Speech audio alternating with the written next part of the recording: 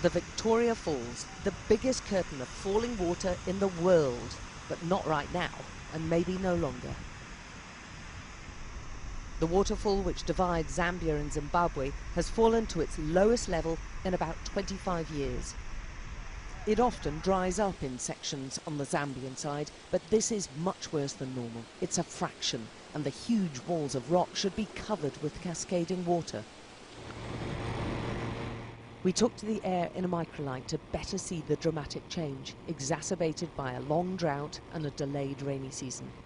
There's no doubt it's still one of the most spectacular visual feasts you'll ever see, but it seems to be disappearing. This is a site which has delighted people for centuries, and now look at it. The impact is dramatically stark from this angle. The world's largest falls now down to a trickle in places. If we're not careful, we're going to lose this site entirely.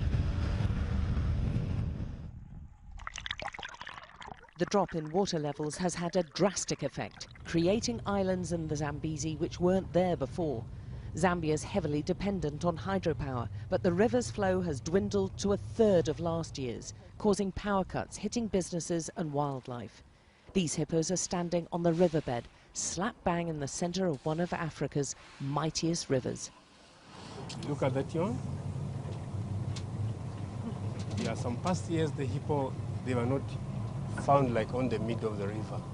But now this year, because of the drought, yeah, they are found on the middle of the river, which is not a good sign.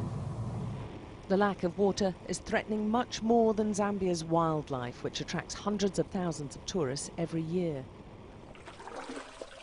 Zambians are desperate, forced to dig deeper and deeper to find water. The cattle rush for whatever is doled out. They are showing visible signs of months of little food. Their owners will drink water from the same source and cook and bathe and clean with it. Children have many difficult diseases of bilharzia. Yes. Because of the bad water? Because of the bad water and the stomach. The country's president blames all this on climate change and had a dig at the doubters, which include the US president when he spoke exclusively to Sky. It's a serious problem, a genuine one. And I get surprised when people trivialize it and say it's not real. Probably they're living in a different world, but this world we live in Zambia, we are feeling the effects of climate change very adversely, and they're impacting on everyone. It's called Mount Situnya, the smoke that thunders, but without some intervention quickly, the president's warning some of the continent's natural riches could be lost forever. Alex Crawford, Sky News at Victoria Falls in Zambia.